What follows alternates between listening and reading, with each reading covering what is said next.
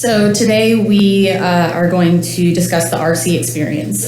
So moderators, myself, as well as Candy Schmull, and then I unfortunately had to take over speaking for one of our presenters this morning. So I will begin this morning, and then I will hand it over to Carmen Reyes as well as Margaret Powell. So when we were discussing this session, we were trying to get a handful of different speakers that had different experience as an RC. So a young RC, kind of like middle of the road in their career as an RC, as well as a very senior coordinator. So this morning, I'm going to be talking about retention and longevity, since we know that that is something that is at the forefront of the RC career, especially today. And I am from Texas Children's Hospital, Baylor College of Medicine out of Houston, Texas. I have nothing to disclose. So as a brief introduction, I'm going to read this verbatim just because I feel it's important. Our lives, both professional and personal, can become overwhelming, and many factors can dampen the passion we once had for our work. With employee burnout and turnover in the healthcare setting at a high, it is important that we identify contributing factors in order to improve our work environment and restore our satisfaction with our chosen field. Finding opportunities in addition to the core clinical research coordinator role in order to grow, learn, and challenge ourselves is important for cultivating and maintaining joy in the workplace, as well as retention and longevity.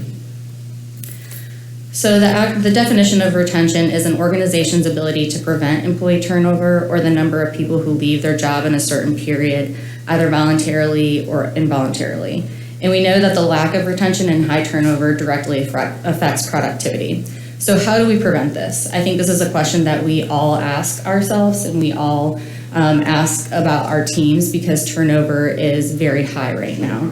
And so we know that there are a lot of contributing factors to retention. Are we valued?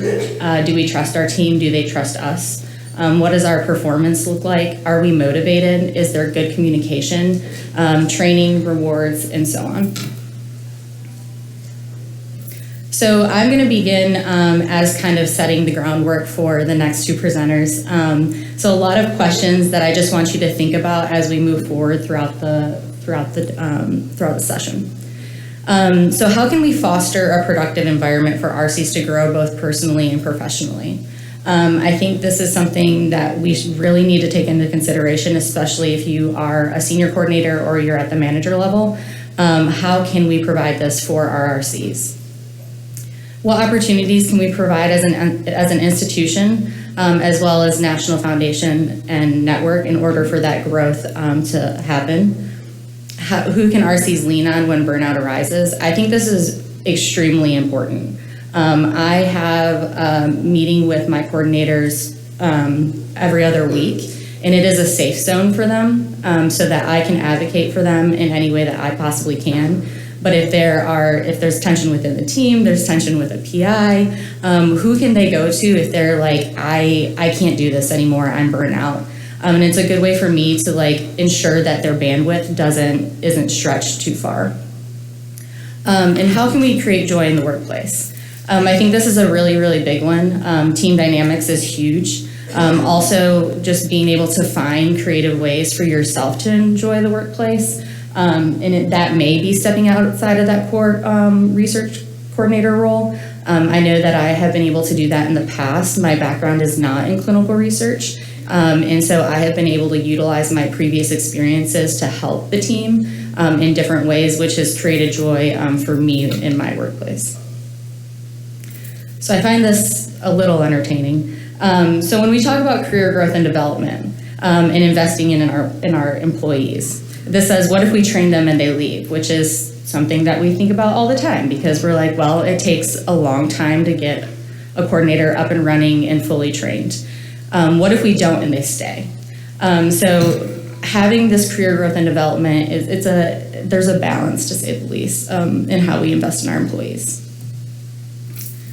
When talking about growth and development and looking at institutional growth versus the foundation and the TDN, some institutional opportunities that you may want to think about would be joining your either research or clinical QI teams. I know it sounds weird to join your clinic QI team, but that was probably one of the best parts of my career at the University of North Carolina. I was able to bring, like I said, my previous experience into the team and help in mental health and nutrition, long-term healthcare planning, and it was able to expand my role as a coordinator, and it also allowed me to be the research liaison between the clinic and the research teams, and it really, really helped develop a culture of research within our clinic. So I found it very, very beneficial. Local IRB involvement, we all have a local IRB. They also provide a lot of opportunities to be involved.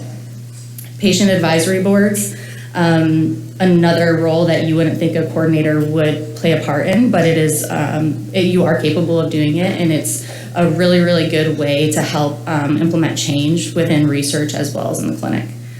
Local CF chapters, we all have a local one. We all usually try to participate in Great Strides events. Local chapters also do several different events throughout the year that you can be a part of. And local nonprofits. When I say local nonprofits, there are, outside of local CF chapters, there are many CF nonprofits that you can be a part of. My favorite is Rock CF out of Detroit, because I'm from Michigan, and it's a running-based nonprofit that I help. I'm a part of their running team, and then I also help with a lot of their events throughout the year. So these are just different ways that you can be, different opportunities that you can be a part of to help grow institutionally. When we talk about the foundation and the TDN, most of us should have received this handout at the TDN spring meeting, and it is available on CFCRNet. If you don't have it, we can definitely get it to you, so please let us know. But there are so many opportunities through the foundation and the TDN. I can't express how much it's helped me personally grow, professionally and just in general as a person. But I would highly recommend, if you want these opportunities, let anyone at your institution know, within your CF team, or let one of us know, and we can get you this information and guide you as to how to be a part of these opportunities. So longevity. We know that we want to retain our coordinators, we want them to grow professionally and personally, and then we want them to stay. So a lot of these questions I just want you to think about. So what is your long-term goal? And it's interesting that we just brought up this question the other evening when Jill mentioned, I hate the question, what is your 5-year goal? And I'm like, I don't like that question either. And it's something that we get in interviews often. What's your 5-year goal? What's your 10-year goal? And do you know what it is? A lot of us, I don't know if we do know what it is, and that's okay.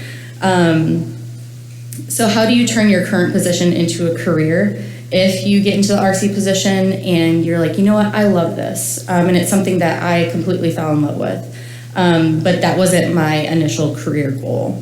And so how do you take that position that you're currently in and making it a career? A good question, if you do want to make it into a career, is does your institution have a career ladder?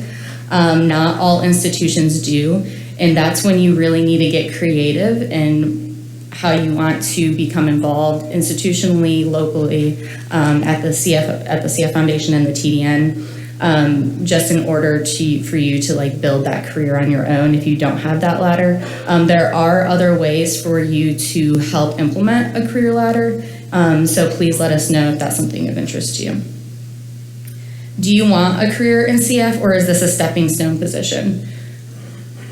And speaking of turnover and retention, we know that a lot of our applicants they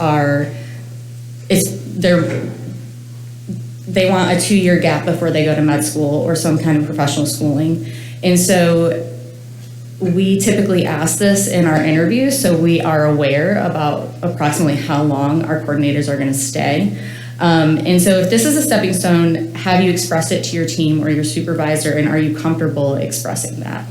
I think it's really important for your team to know, just because it drastically changes how you're trained and how we can help you grow for those little years that you may be with us.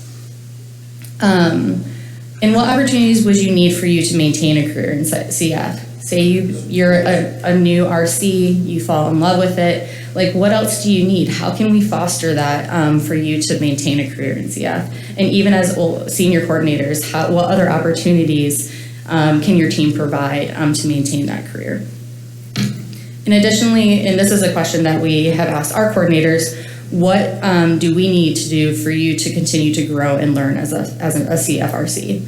I think there are times where we kind of feel like we plateau. And so going to your team or going to, the foundation or the TDN and figuring out different ways that you can grow and learn is very, very important. So we will get to this at the end. But for right now, think about this. What is your why? And when I say this is a lot of us stay and a lot of us fall in love with this position for multiple reasons. But think about what is your why, or what do you want your why to be? And I don't know if we have, that is all I have this morning. If you have any questions, don't forget to use the app to send them in. If you can't figure the app out, just raise your hand and we'll let you holler the question.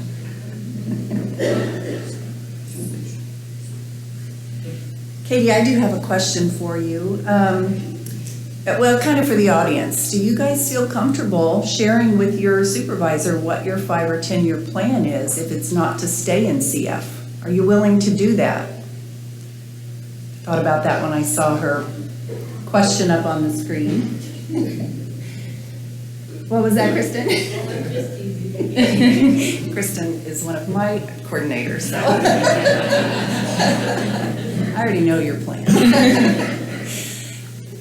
Is there anybody that would like to share if you are comfortable or not doing that? I'm especially curious, as a manager, I would like to know if my employees don't want to stay, not so that, I can treat them differently or train them differently, but so that I can help them, like Katie said, just get the best out of their experience while they're here, and we get the best out of them. Because sometimes if you have a short-term goal, you don't want it to be short-termers attitude that you're working with. So how can we make that good for both sides? And if your employees tell you don't give them 5 years, you hire them, you interview them? I think there would be more questions asked. I want to find out why they're choosing this. If I can tell there's a passion, 5 years may be great. And that kind of brings up another question is, now, and I'm getting ahead of myself, but what is 5 years for today's younger coordinators coming in, is that a new norm? I've been in this job for many, many years, coordinator for 21 years, so I didn't have that as a goal, but is that even something that younger coordinators want to do? I hear, read news articles and things about people wanting to change positions in 2 years, just get more experience out there. So is that the new norm? I would just ask more questions. I think it's all dependent upon where your team is as well. And if you have senior coordinators and knowing that you're going to have younger coordinators come in, and you have that bandwidth and you have the capability of teaching that new coordinator and helping them grow, and knowing that you have senior coordinators, because we all know we have coordinators that stay, and then we have and they're senior coordinators, they love their job, they're not leaving, and we are outrageously grateful for those coordinators, and then we know that we're going to have turnover, so knowing that turnover is going to happen and preparing for that, so you get out it helps your team grow, and you also help that coordinator grow, even though they may be there for a short period of time. And then one other question, where can coordinators find a list of their local nonprofits? Where would they look for that? So that's a good question. I know there are, I would Google just other CF nonprofits within your area. Another good one is Spiritus out of Chapel Hill, and these are all very different types of nonprofits. Spiritus actually helps patients if they need groceries. They do goodie bags for all of our adult inpatients. And then they can help with rent, they can help with bills. So there are many, I would just Google other CF found nonprofits, but your local chapter may know as well. It's just, you kind of have to do a little bit of digging. So we do have a question from Kate. What is your why? We will get, all of us will tell our why at the very end, but. Our sessions kind of run together. Yeah, so all of our sessions run questions together. So fun. each one of us will tell you our why at the very end, but I promise we will get to that. That's all the questions. Okay, thank you. I will now introduce Carmen, and if you want to go ahead.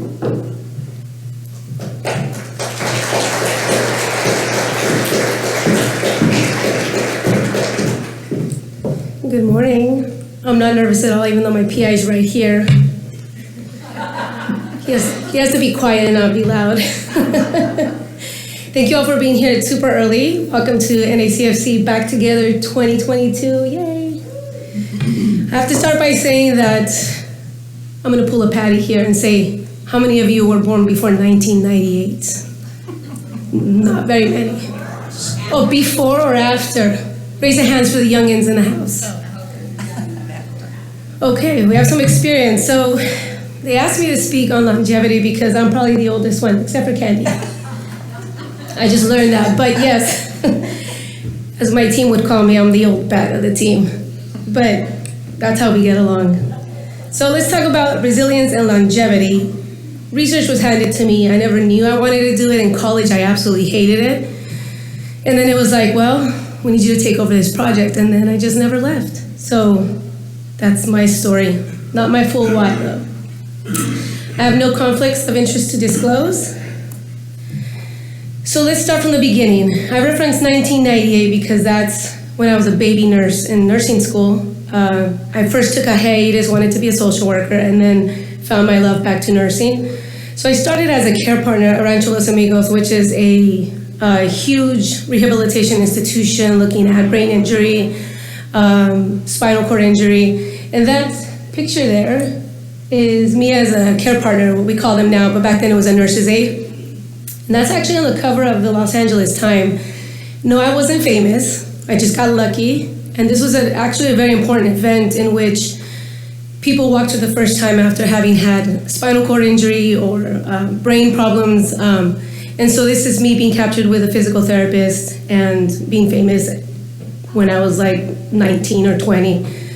Then I moved on because that was just me having a stepping stone or a milestone in my career. And I started at Children's Hospital. I walked in as a student, never wanted to do pediatrics, felt really weirded out by seeing children so sick. And then I stayed. I got hired, and from 2000 to 2007, I was inpatient, taking care of people with cystic fibrosis, and I came to love that population. During that time, between 2007 and I got another job elsewhere, working with general pediatrics. It was a small stint. I knew I wanted to be at Children's Hospital of Los Angeles. And then I got hired as a nurse care manager in CF. The position opened at the time. I had just finished my nurse practitioner certificate, but I wanted to do CF so badly that I just took a job in the non-nurse practitioner role. And I did that from 2007 to 2014. And then from 2014, it's here we go. You got to do research. You're the most knowledgeable person in CF that can take that role at this moment. And at that time, they also advanced my role to a nurse practitioner at my institution. So that's how the story goes. This is my research team, my PI here. And of course, I have to have the SEAL team emblem there because he calls us the SEAL team. He thinks we can do no wrong, although we just hide all mistakes from him. We fix them before you can find out. And here is Esme Mason, myself, Danny. We're all clinical licensed people, so we are a one-stop shop. We coordinate and we do blood draws and EKGs and sweat tests. We are not beyond anything. And here I have our coordinator who recently left. Now, our slides got reformatted, so that's supposed to slide down and cross her out, and as our PI so famously always says, "You're dead to me when you leave." That is his motto. So we signed in blood, and we told him he can't leave until he goes out in the casket. So there she goes. She did disappear. Excellent. So we always have to represent West Coast because, as you know, TDN and CFF are heavy on the East Coast. So I just want to point out where we are in that little corner where the sun always shines and it's always 80 degrees, even in October, November, December, January. But yes, we're from Southern California. We are there. Come by and visit us. So let's talk about longevity. And I found this cartoon to be rather fitting because when we think about longevity, we think about durability, endurance, seniority, permanence in life, lifetime, length of service, lifespan, and lastingness, right?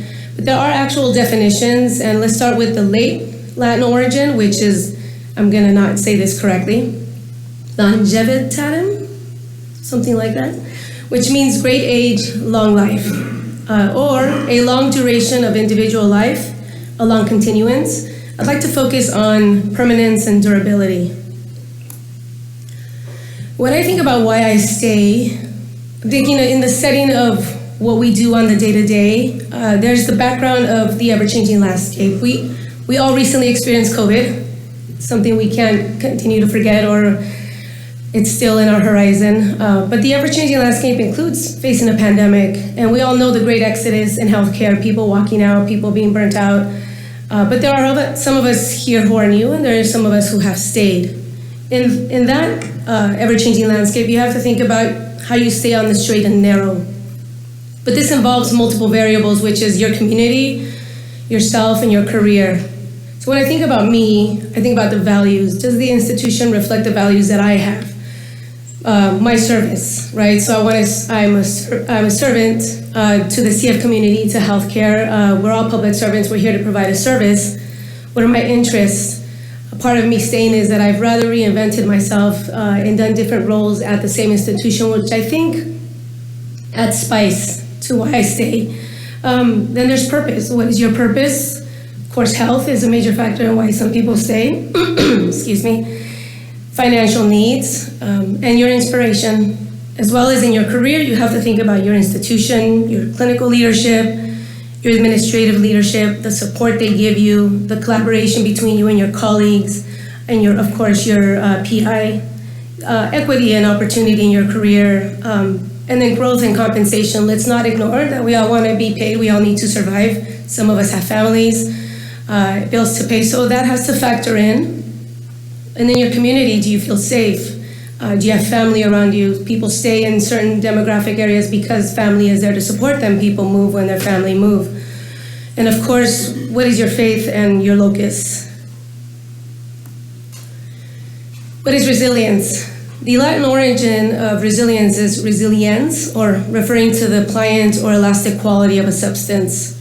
Back in the day, resilience was adapted to be thought of as the ability to bounce back from negative emotional experiences and by flexible adaptation to the changing demands of stressful experiences. We have a more modern concept of resilience, which is advancing despite adversity. So moving forward and on to the next challenge or goal. So it's a very goal-oriented resilience. There's a third thought on resilience, which is a nihilistic, and I don't think anybody in this room would be a nihilist, which basically means lacking enough investment in any particular outcome and thereof not affected by adversity in general. I want to believe that all the people in this room attending a national CF conference committed to the cause have no nihilism in them. Let's talk about the 6 domains of resilience. These are part of what makes us, and it's not you have to follow the flow. They don't just come up one at a time. This is a cycle, right, that has no necessarily direct flow. But we're talking about having a vision. So what is your sense of purpose, your composure? How do you regulate your emotions in the workplace? How do you regulate working with children who may be very sick or adults who may be very sick? Reasoning that CF can be a very difficult and challenging disease for many. And then you have problem solving, anticipate and plan. That is reasoning. And of course, tenacity, persistence, collaboration, connection and support, and health, which is self-care, which is the biggest focus around our burnout at this time, having boundaries that are healthy, providing self-care. So all these factors contribute to our resilience, and each domain has its own function, but they all need each other, they all influence one another. But getting the balance right is another story. And there'll be times when you have to borrow from Peter to pay Paul. I've done that in my career, and I have the flexibility to do that. Some of us don't have that flexibility. You have the demands of a family life, having young children or having children in general, which doesn't allow you to stay at work late. But there's ways that we can find work-life balance. So when you find the formula, please sell it, bottle it, make a lot of money, patent it. Because this is an ever-changing, this is constant, everyday, way to do things that you can. So what are some tips that I've learned over the years? Includes control what you can control. What can you control? Show up to work on time, be productive, have focus, create a fun and happy work environment. So I've chosen to be happy in the face of adversity, in the face of maybe leadership not supporting or having the vision that you have. We have to fight the cause for CF, and so choosing to be happy and having a team that supports you in that capacity makes for a fun work environment. We have a lot of fun in our space, and playing music or joking, and our PI kind of leads the pack, so we know we can get in trouble from time to time. And of course, staying curious, so be adaptable, always be willing to learn from your colleagues, be open to new ideas, learn new skills. I may be the oldest, but new people bring new knowledge, new ways of doing things.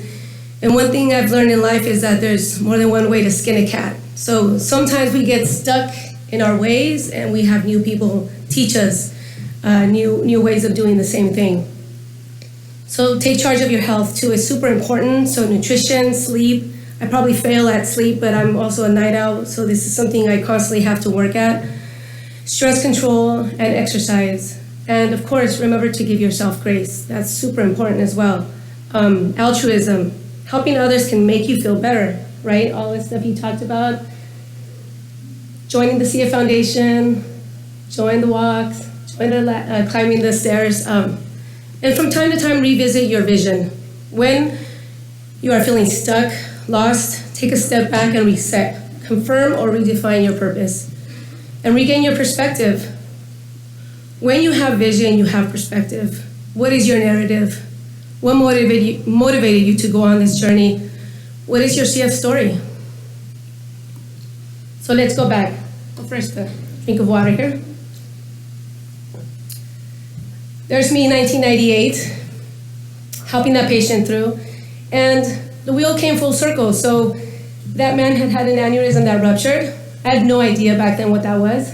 And in 2022, I was diagnosed with my own aneurysm, not having a clue, but thank goodness for screening that I found out early and on time. So that's an image of it being captured, because that's what we do as clinicians. Can I get a picture? We're weird that way. So I say the wheel came full circle because it's part of what we do in longevity, right? You stay, you have your own health, circumstances affect you, and we continue the good fight. So I'm here to still tell another story. I'm here to keep going, and of course, continue to do the CF research until it's found, the cure is found. Any questions?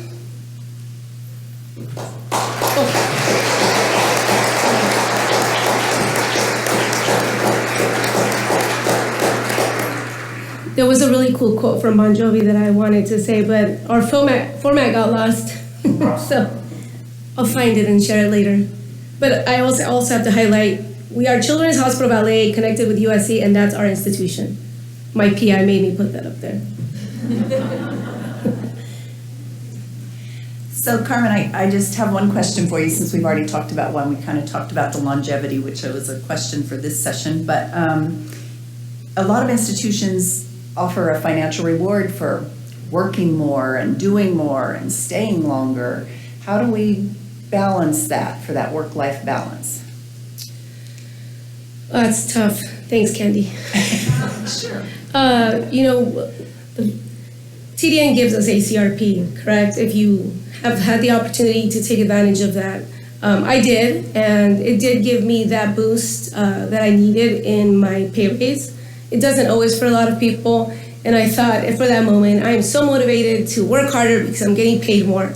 But ultimately, when it comes down to the day-to-day, it's not the pay, for me personally, that keeps me motivated, really. Because, of course, the stress comes back on, the workload, having to deal with the struggles on the day-to-day, that's not, for me, what keeps me going. Yeah, I agree. I think that, we have to kind of look at everything. I mean, the TDN has to offer. There's so much. I went to the short course yesterday, and I think it was Brendan that talked about this. It was excellent, just talking about all the different ways you can get involved and feel like you're growing, and it has a value that money just doesn't. So I just consider that when you're thinking about that balance.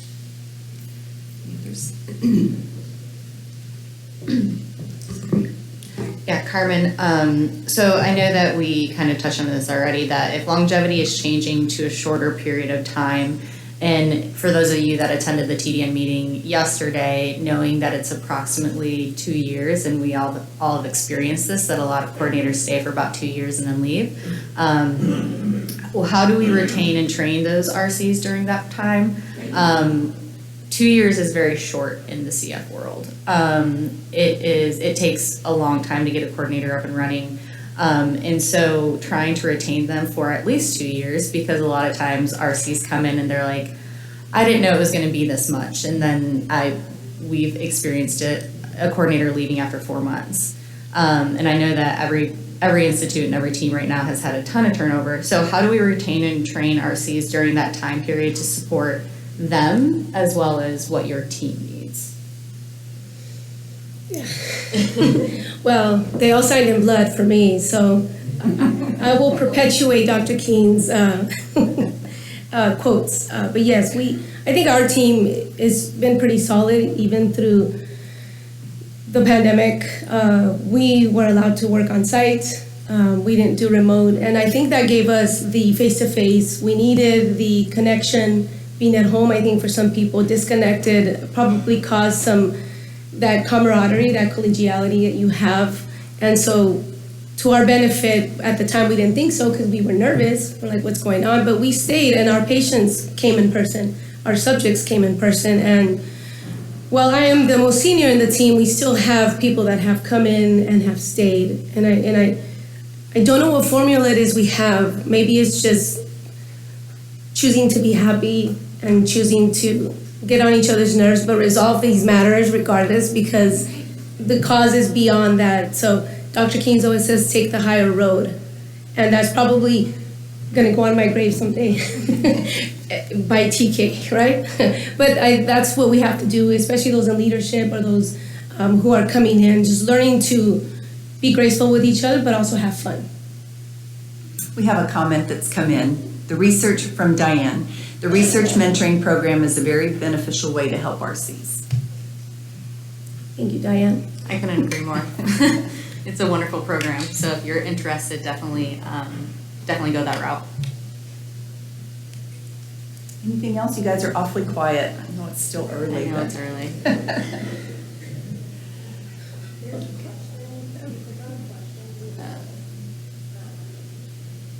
Okay. So. There. Okay, Christine asks, how do you overcome institutional barriers regarding salaries and benefits with hiring people? I have to tell you, that's a tough one. Yeah. I experienced the same thing at our institution. It's like, we don't really have control. So, that would be where I try to point out all of the things that the TDN has to offer, because it is unique in the fact that they will pay for your ACRP certification. You have all these opportunities that you can grow and be part of something bigger. So I focus on that. If it's all about money, is that the right person for the job? Maybe not. So I just try to think about that. How do you handle that, Katie? Yeah, I think in terms of benefits with hiring people, and I know institutional barriers are very difficult, for ourselves as well as our team. When hiring and during the interview process, we really emphasize the growth opportunities that the foundation and the TDN provide. And so that's like one way that we really, in hiring people, emphasizing that and emphasizing what the role entails, and discussing kind of what your why is and why you stayed has definitely helped. But institutional barriers are institutional barriers, unfortunately, and it's really hard to overcome. So finding those other opportunities to create joy for yourself is very beneficial, and emphasizing that during the hiring process is also helpful. We do have another question. How can we develop as a leader even when you do not have longevity amongst your team and maybe feel like an outsider? That's a tough one. I think the strength of a team also is built, on the longevity of your employees. I think it's tough to build. I think as a leader, I'm not in a leadership position at my institution, so I feel for people like in Candy's role, especially when it's like separation of church and state, right? You have the financial component and you have the clinical component. And while we feel we need to pay our employees the best they can, part of not staying has everything to do with reimbursement. Because at the end of the day, you still have to pay the bills. You still have to take care of your family. And we all know that these positions are not the best paid. So we can't be mad at people for not staying, but we can do our best to create that environment where they want to stay, where they don't feel that this is just passing through. The goal is to keep people for CF and to continue that good fight, but that's a really tough question. Maybe Candy can speak on what she's done with her team to make them stay. My team is just great, they just stay. No, that's really, I've lost 2 in the last year, and I lost them for financial reasons and the lack of opportunity to grow. Our institution doesn't have a career ladder. We've got a CRC 1 and CRC 2, and that's it.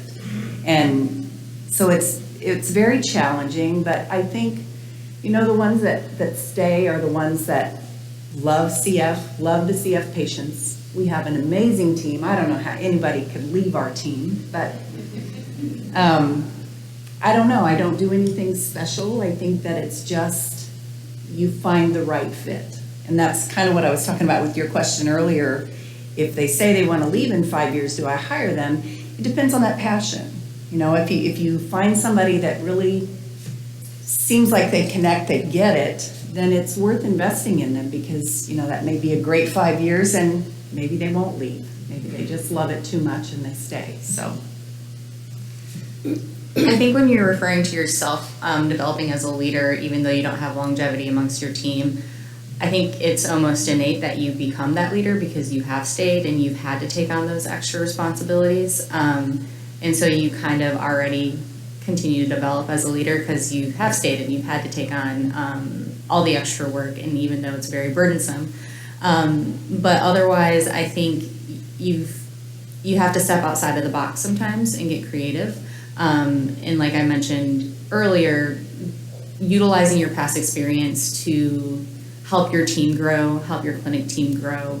And the worst thing they can do is say no. So creating different projects for yourself, presenting these projects to your team. Hey, can I write an abstract? Can I do this project? Most of the time, our PIs and our teams are going to be very supportive. And so I think don't be afraid to do that, even if you don't have longevity within your team. And that may provide the longevity for your team if they see you being able to present these projects and having support from your team. I wanted to comment on, this question says if you maybe still feel like an outsider. I don't want anybody to feel like an outsider on my team, so I just wonder why you feel that way. Maybe explore what makes you feel that way and see if you can address that. And, share with your manager if you feel comfortable with that. Share with somebody that you feel like an outsider, because you shouldn't feel that way. You should, feel like a part of the team And I know from a manager's perspective, that's what we want, because it's that team that pulls you all together. So if you feel like an outsider, I would really encourage you to explore why and, try to fix that. Okay. I'd like to introduce Margaret Powell from UNC Chapel Hill. Still have a few more.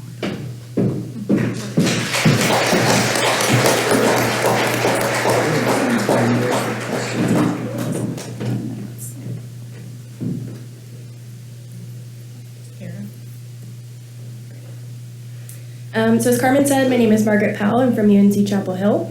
I have a unique experience in that Katie hired me, even though I wrote in my cover letter that I expected to be there for 2 years. I've now been here for 5. So that didn't work out, but that's good. Also note, if you still feel like an outsider at your site, my QR code right there is my contact information. I would love to be friends. I feel like that's one of the things that I've enjoyed so much about the TDN and the CF Foundation is, the collaboration and the friendships that you can make nationally. I have no disclosures. So I think this belong together theme is very appropriate and part of my why. These are photos of my care team, of my research team, of my PIs. We're a very close team. We have a lot of fun, obviously. So then here's my care center. Here at UNC, we have an adult center and a pediatric center that are separate. On the adult side, we have Scott Donaldson as our director. And we have 3 sub-Is, PIs, Laura Beth, Suba, and Jen. And then we have 3 adult RCs, myself, Alex Nesbitt, and Julie, who was just hired. And then for the pediatric side, we have George Retch Bogart, who lots of you know. He's an awesome help with the TDN and the CF Foundation, as well as at UNC. And then we have 2 dedicated peds RCs, which are Rosie. And then we have no images for our regulatory coordinator and our respiratory therapist, who is also on the peds side. Jen's photo, if you know her, Jen Growski, she's hanging out in the middle because she splits both adult and pediatric, being appointed in both divisions. So I'm going to share some bad news and some good news. The topic is burnout, which is a fancy buzzword that we're all dealing with a lot right now. So I'm going to rush through the bad news to get to the good news. So bad news. Burnout is defined in the ICD-10 and the ICD-11. It's not a medical condition, but rather an occupational phenomenon due to poorly managed chronic workplace stress. It is characterized or hallmarked with energy depletion, exhaustion, mental distance from your job, negativism, and cynicism, and reduced efficacy. So basically, you're not enjoying your job, so you do a bad job. Stress, another thing that we're all very familiar with. The Oxford Dictionary defines stress as a state of mental or emotional strain or tension resulting from adverse or very demanding circumstances, or something that causes mental strain. So we obviously all have lots of outlets of stress. So if we look at a social ecological model of stress, we all have ourselves, our team, our institution, and our sponsors. And in an ideal world, we would start each day with a full battery. I don't think that I know any adult who actually starts a day with a full battery. We all start about here. Pretty good, you slept okay, doing well. So we start about here, then you add a little bit of stress in. So the first realm that we might get stress from is our team. Things like somebody's out on vacation, or someone can't take on a new study because they're too busy, or medical leave, something like that. So they don't mean to cause stress on you, but they certainly do. So then your battery gets a little bit drained. I put a lot of lightning bolts here because my institution is my main cause of stress. Whether it's your contracts office, your IRB, your grants office, institutional barriers like not getting the salary raises, things like that. Institutions cause a lot of stress on us. Sometimes can be for a good reason, but can cause a lot of problems. So then again, that adds to it and that drains your battery even more. And then whether they mean to or not, our sponsors also cause a lot of stress to us. So if you have been a research coordinator for more than a couple months, you are well aware of the stress that sponsors cause, whether it's not giving you patient-facing materials you need, putting together incomplete lab kits, sending you lab kits that expire within a month. It's a lot of stress from these sponsors. So then, of course, your battery is completely drained and you're burned out. Not to mention all of the other stress that's not related to work. So your home life, your commute, things like that. So obviously we are all experiencing a lot of stress from a lot of different sources. So it is a cycle. What we hope to see is that you would be in that green period, maybe before a study starts, at the beginning, or you will go back to that too little stress period, at least for small moments. So the optimum stress, the yellow part where we'd like to operate, again, I don't really know many people who stay in the optimum stress area. A lot of us go to that too much stress, and hopefully we don't go to burnout, but if we do, hopefully we can slide all the way back down the roller coaster. What we would like to see, the pointer works. So we want to see you kind of go up and down this side, because the options after that, once you get to burnout and breakdown, are either to exit the system, as we've talked about with leaving, or finding help and going back to that less stressed area. So some signs of burnout, there are physical, emotional, and behavioral components and signs of burnout. So you're gonna be tired, drained, you'll have muscle aches, headaches. There's a ton of health repercussions from experiencing burnout and continuing to push through. The emotional side, you'll feel like you're a failure, you have self-doubt, again, cynical and negative outlook on life, detachment from your job, which we don't wanna see because then we won't be energized to help patients. And then behavioral, withdrawing from responsibilities or using other mechanisms like drugs, food, or alcohol to cope, which we obviously can't go into work after dealing with any of that. Also short tempers, procrastination, and then leaving work early. So the repercussions: low productivity, absenteeism, professional consequences. You may not make that raise. You may not get that promotion you were hoping for. You may not be able to participate in committees or other organizations and groups within your universities that you wanted to. Health issues, personal consequences, that all leads to mistakes. And in the end, what the result is that we help fewer patients, which obviously we're all here because we want to help people with CF. So being that it's a scientific conference, I had to pull some science in. Here's an article from 2017 about the physical, psychological, and occupational consequences of job burnout.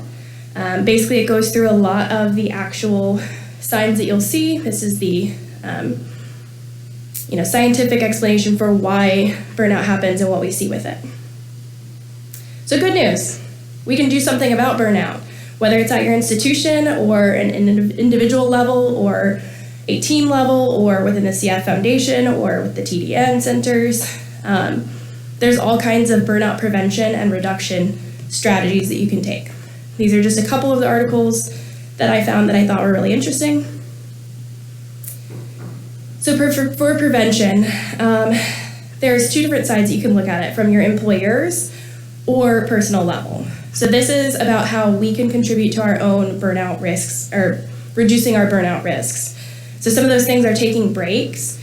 As Carmen mentioned, give yourself grace, give yourself time and accept that you've made mistakes if you have. You can fix them. Everyone's going to make a mistake. Prevention is also stepping away when you need to. So if you need to take a break, take a break. You can rely on your coworkers and keep an open communication with your coworkers, your family, and your bosses. One thing that's helped a lot at UNC, we have a very communicative team. We talk about what we like to do and what we don't like to do. So for one example, one of our colleagues does not like to be physically in the clinic to do her study visits. She would prefer to schedule them and have them planned. I love being in clinic, so it seemed like a really easy switch. Now I go to clinic and she stays in her own visits. But if we hadn't talked about that, we would have had no idea that that's why she was so frustrated with her job. So talking about it, you can make simple changes that will help people. So this model of proactive burnout prevention, essentially what it says is set a goal, think about what you want, perceive and envision what could happen. So plan for that employee to leave, plan for turnover to happen. Planning, decide on your action plan.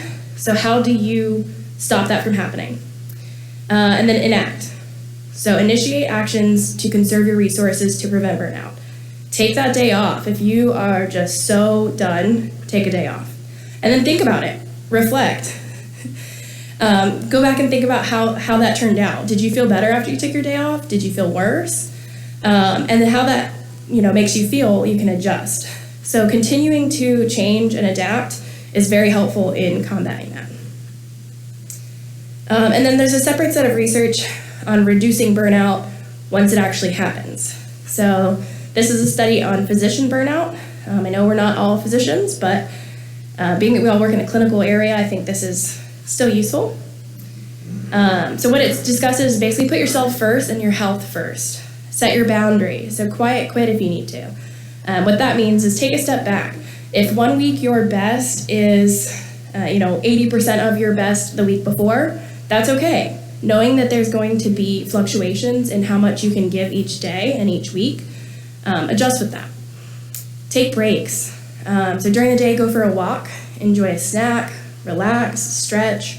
For me, this is probably the biggest one. When I get frustrated, I tend to just sit at the computer and just get so pent up. But if I step away, I feel a lot better after a quick walk. And as I mentioned, take a day off periodically to recharge. We don't, the saying of, do you work to live or do you live to work? We work to live. I know we love our jobs and sometimes it feels the opposite, but know that you can take your days off.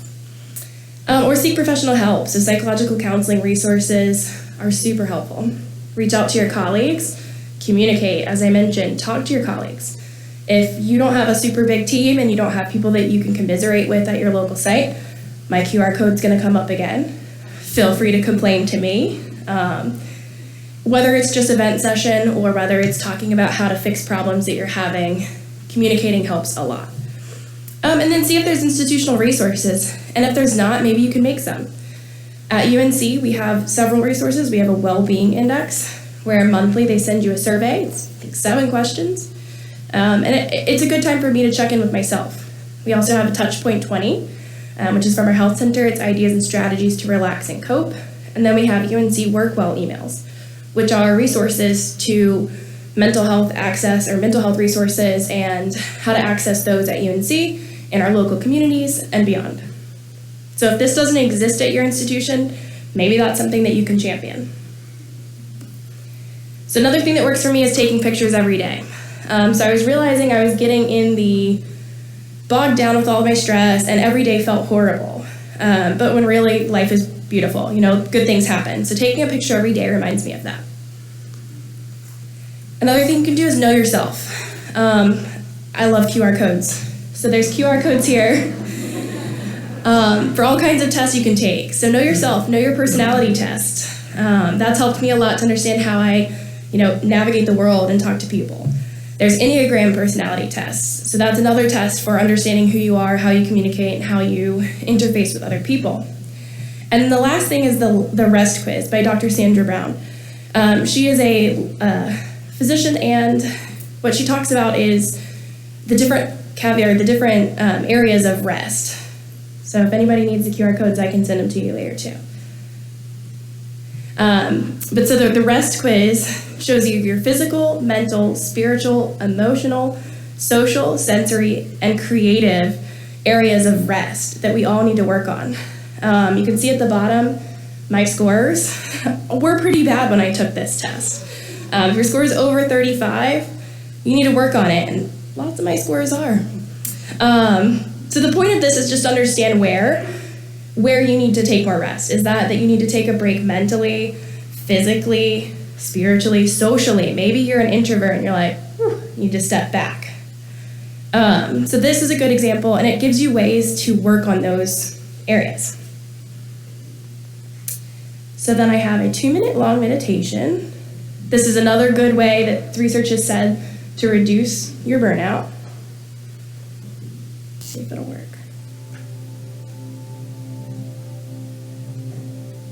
Hi, I'm Rosalie, and welcome to this 2-minute meditation. Find a comfortable position and allow your eyes to blink closed.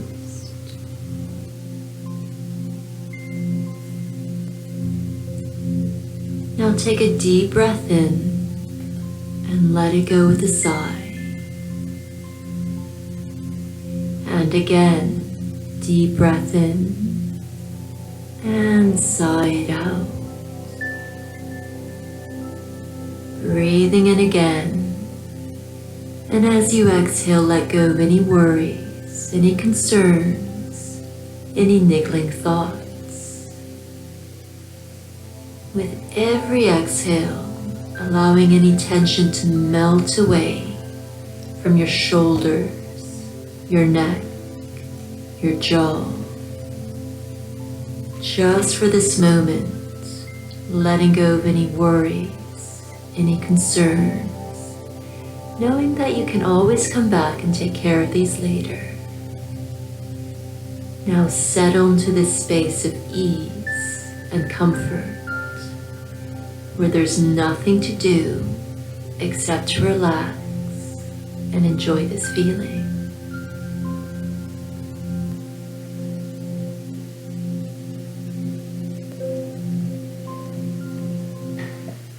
Right. So that's just an example of one of the ways you can reduce your stress.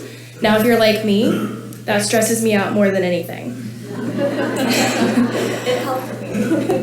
I'm glad it helped. Hopefully it helped some of you. Hopefully you didn't just fall asleep. But so that's one thing that can help. And if it doesn't help you, that's okay. You can find other ways. For me, it's really hard to turn my brain off. So for me, that just makes me stress more. It's like, forget about your worries. I can't just do that. So then, now if everybody could stand up if you want to. The other way is for movement. As I mentioned, this is one of my main ways, the best way that I find to relax. This is a thank you to UNC Touchpoint 20 team and Carlina Matthews, Paula Keck for teaching this course. This is just an example of something that we have at UNC. And again, if you do not have it at your university, hopefully it could be an opportunity for you. If you'd like to, this is a quick movement that you can do at your desk, or at work, or obviously in an analog conference hall. Yeah. So you can cheer for balance, right? It's okay. Eliza noticed she's been doing this for a while. It's still great. She let her arms swing just a little bit more. Beautiful. Let's plant that foot. Let's open up those fingers. Pick up that right leg. Just up and over. Now maybe you just tap the floor. Maybe it's a small lift. Yeah.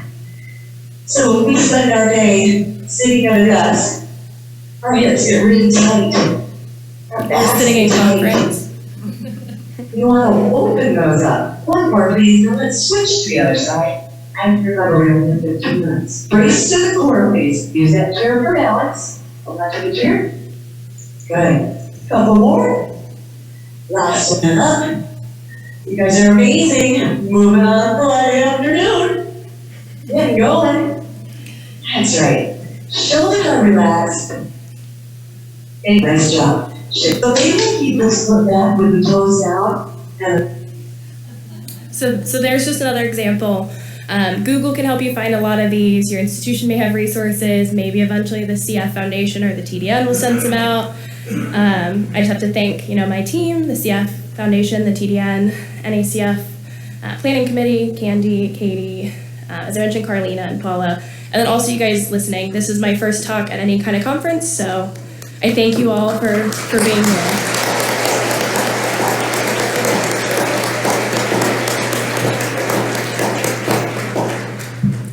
And again, my QR code if you want to be friends. She's a wonderful friend to have, FYI.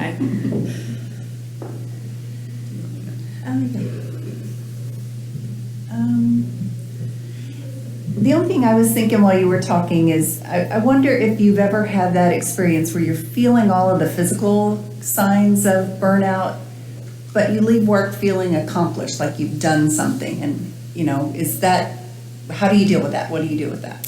Absolutely. So I love my job, and a good example of that is with the PROMISE study. So we had the MCC sub-study of PROMISE at our site. PROMISE study, if you're not familiar, is the enrollment of pre and post Trikafta.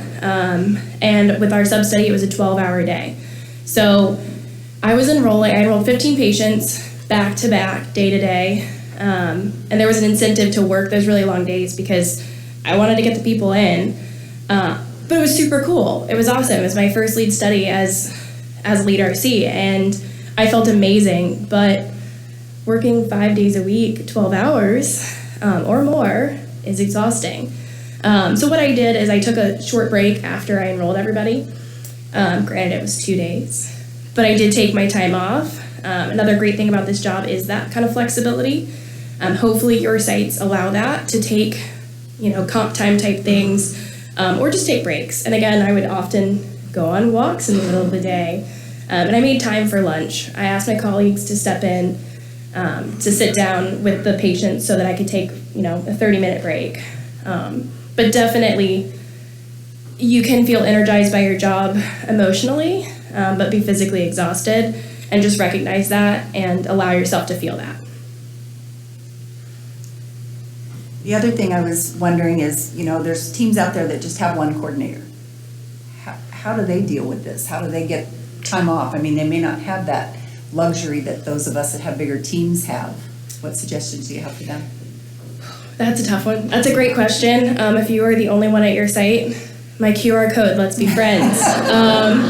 But wait, on that note, somebody wants to know how you created your QR code for you personally? Nice. Well, first I'll answer the question. If you are the only one at your site, I don't know, I'd like to ask you, how do you do it? Because I don't know how you do it. I cannot imagine not having a supportive team. I guess rely on your PIs, ask for those breaks, be brave, be bold, talk to your bosses. That's a really tough one. Maybe rely on, your colleagues around the nation to answer questions or help you get through it. I would love to see some discussion. If you're the only one at your site, how do you do it? How do you make your QR code? You Google it, free QR code generator. It's a business card. It can link to your website if you have one. I don't. Twitter, Instagram, cell phone, work phone, email, all that stuff. So Margaret, and I know this is a question for most people, when you are experiencing burnout, are your PIs and direct supervisors supportive of taking a step back occasionally to avoid that? And do you feel comfortable approaching them when burnout arises? If you'd asked me that last year or 2 years ago, I probably would have said no, to be honest. That said, I do think that with the COVID problems and with the physician burnout, with that, I feel like they're a lot more understanding now than they probably were a few years ago. I'm also in a unique situation where I've been here for 5 years, but when I started, I had absolutely no experience, straight from school. And then now I've been here for 5 years, and I'm the manager as of September. So just a month or two. And that's because that's on turnover. But I've been afforded those awesome opportunities and experiences. But I feel like what we do at our site is we're very vocal with our PIs. We have weekly meetings with both Dr. Donaldson, Dr. Growski, and Dr. Reich-Bogart. They're all there every week. And having that time, they can see physically, mentally, emotionally how drained we are. They can hear it. They see it in our work. They see it in ourselves. So they are accepting. If your PIs are not accepting, I would probably reach out for institutional help. See if your university or your health center can help where maybe your supervisor is not so supportive. Again, my team's super supportive, so that's my experience. But it is definitely important to keep the communication and let them know when you're feeling that way. I think too, if you don't have a supportive PI, that the foundation, the TDN, can be a support to you as well. So I would reach out to our leaders, the Patties and Jills, that help us, and maybe they have some suggestions to improve things. And venting helps. My QR code. I mean, to that point too, we are, especially for newer coordinators, I know senior coordinators understand this, but attending meetings like this and the TDN Spring meeting is a great way to network. Somebody asked, what are other opportunities outside of ACRP certification? You have the RC mentoring program. If you're a senior coordinator, the LOFT RC, which is Leaders of Tomorrow, that you can apply for. You have the steering committee, you have the protocol review committee, you can be a part of the RC advisory group, you can help with planning the RC sessions for NACFC. There are multiple opportunities, writing for the TDN Times, just multiple things that you can do outside of that ACRP certification to help you grow. Getting back to burnout quickly, because somebody made this comment about knowing that we want to take a break to reduce burnout, but knowing that the load of work will be waiting for you and piling up when you return prevents us from taking that day off. I know for me personally, if I do take that day off, I will prioritize what I need to get done that needs to be done at that point in time. But when I do take that day off, I come back and I'm much more productive, and my quality of work is better, even though it does feel like I have so much to get back to. It'll still be there. It's okay. It's not going anywhere. But just taking that day off, taking that breather, getting back to it the next day, will definitely be better for you in the long run. Let me see. Sorry, there are a few more questions. I just want to make sure that we're not forgetting. I think this type of Q&A is a little harder. It's easier. much harder. Yeah, it's easier when you guys are asking. So in terms of the site, that's very small. In terms of building a team, we do become very invested in our studies, and when we have to hand them over, it's very hard. We get very attached to our patients, and so you almost, for me anyways, I know that when I have had to, whether it's ending a study or handing a study over, I still maintain that contact with those patients while I'm at that site. I'm still able to check in. I know when their visits are. We have a team calendar, so I know when they're coming in. But still maintaining that contact is perfectly fine. And knowing that, yes, as for institutional growth, career growth, knowing that hands-on work does lessen over time doesn't mean that you can't still be involved with those patients. You can still advocate for them. You can still be a part of a different, not necessarily, it could be research related, but it could also be helping them in clinic or doing other things. So again, stepping outside of that box and still maintaining that hands-on work is a possibility. So just think about different opportunities in that regard. And take time to figure out what you enjoy. Yes. Find an opportunity of something that you think is cool. So as Carmen mentioned, choose happy. I am one of those weird birds who likes regulatory. I like the rules, so I joined the IRB as a volunteer. And I know lots of you think that probably sounds super horrible. Katie yesterday laughed at the masters in clinical regulatory affairs, and I was like, that's not for me. And she looked at me and she's like, I would love that. Yeah. And I was like, this is why we worked well together. I wrote it down. I was like, I need to talk to her about that program. So find something that you like, and it can be unconventional or it can be really conventional. There's lots of opportunities to find things that you enjoy and to grow and to become that leader that you want to be. And this is a great group to step out of your comfort zone. Like if you've ever wanted to do a talk or a poster presentation or something, but you're scared, I never wanted to do this either. So I say try it, because the team here is so supportive. You know, I say this a lot. Patty Burks is our biggest cheerleaders as RC, so she's always there to help, as are many of the other people that you'll meet throughout this conference. Yeah, lean on the community. I know that I've done it plenty of times. You can find everyone's contact information, so definitely utilize it. Reach out to other centers. If you're having issues, you can find which centers are doing the same studies as you. Again, the RC mentoring program is absolutely wonderful. And also joining a lot of the RegC RC forums, that is also a good way to get contact information or more information of what's going on. But utilize your resources. RC Yammer is another wonderful way to keep in contact with people and ask the team questions if you have any questions. Just again, utilizing those resources. If you don't have the resources, you don't know where to go, any of us can help you, and we're more than happy to. I don't think we have any more questions, and I know we're running early, but we are going to tell you our whys now. So, who would like to go first? Carmen, if you want to come up.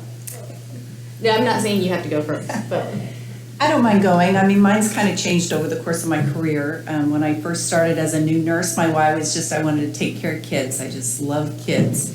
And as I had to step back from, I worked in the ICU, wanted to do that forever. Hurt my back, had to leave, and a research position was open, and it's kind of like, I think it was you that said you never had somebody said they didn't have any interest at all in research in school.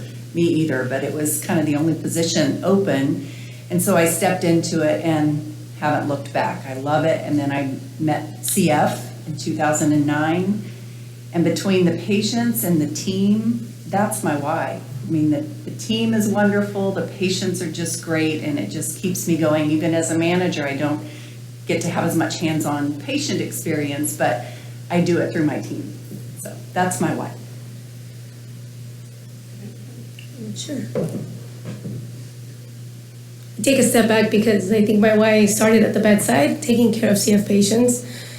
I think many of us who are nurses and have or clinicians who have come across people with CF, back in the day, before we started doing all these isolation, had awareness of a cross-infection. We used to hang out with them at the nurses' station. They were night owls like me, and they'd be up talking, eating. They were such a fun group.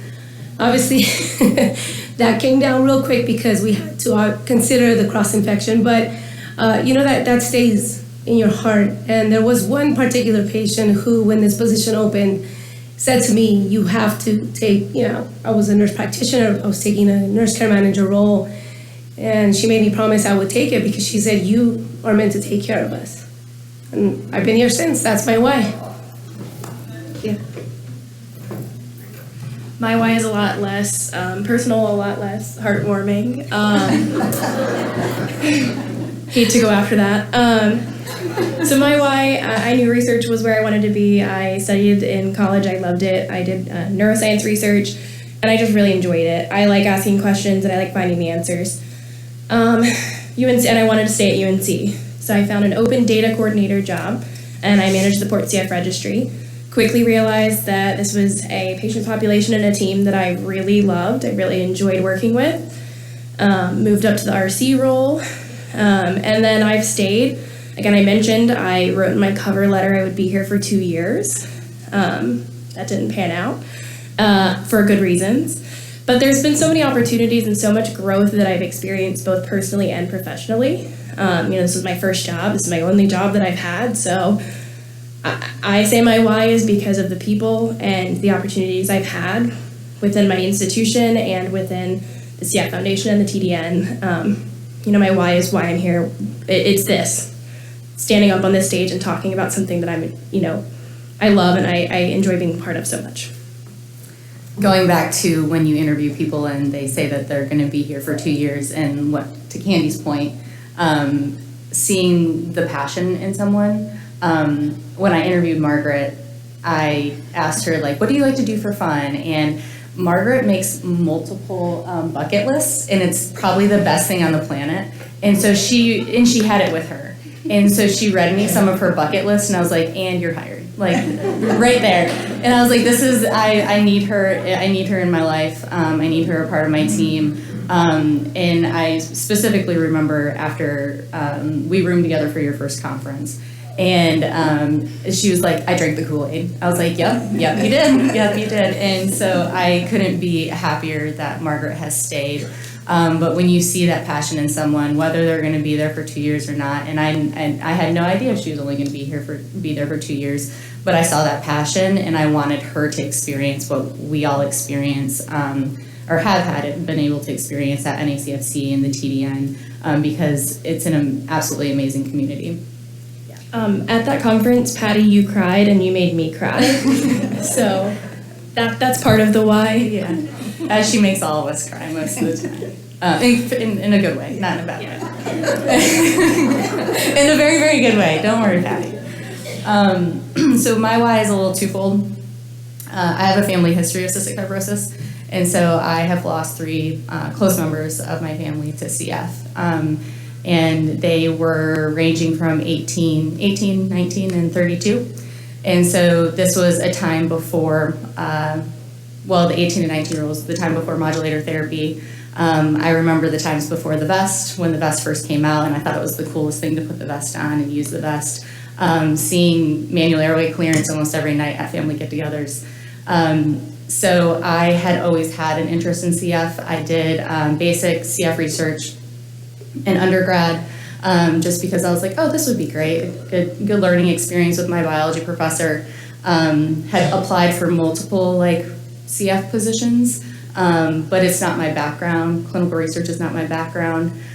So I was hired at UNC as more kind of like a research assistant, and then quickly made my way to becoming a full RC.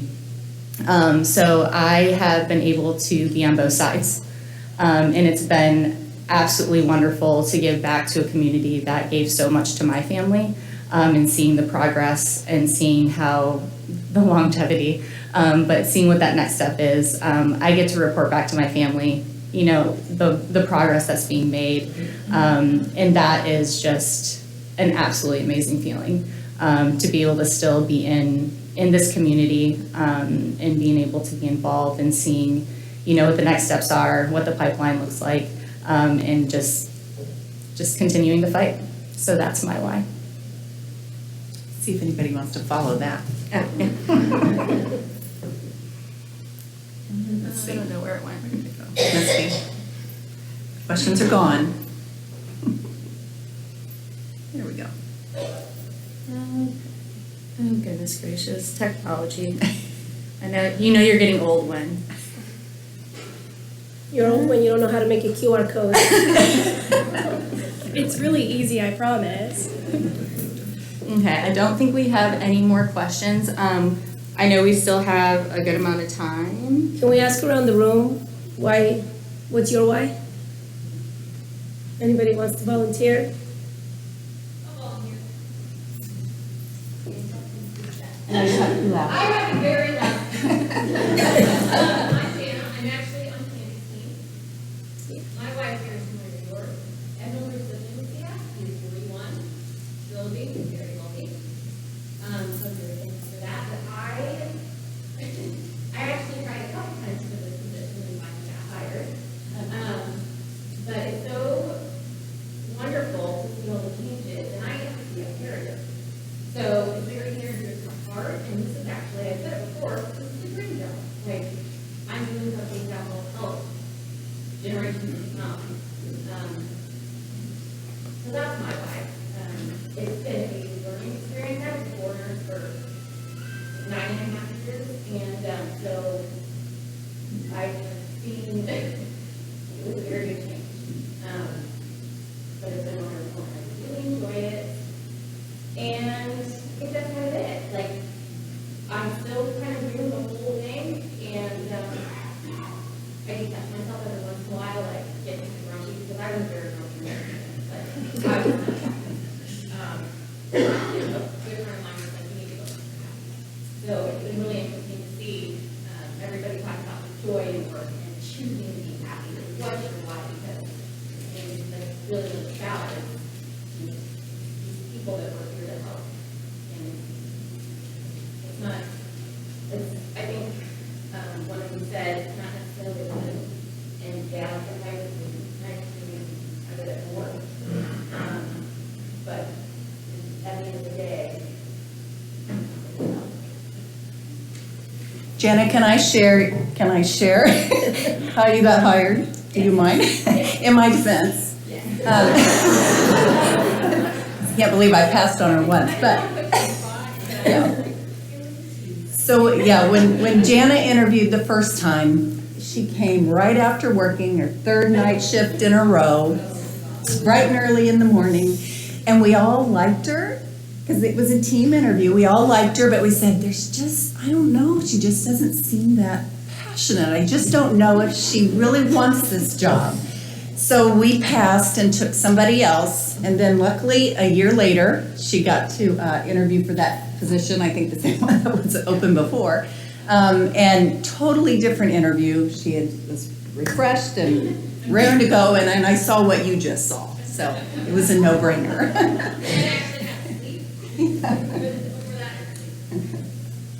She's a great addition to the team. I think another thing that is very helpful is and I tell anyone that I interview, because if they're not prepared for this, I don't know if they necessarily want the job, but you become a part of your patient's family. And the number of times that they tell you, you're an extension of my family, is very, very rewarding.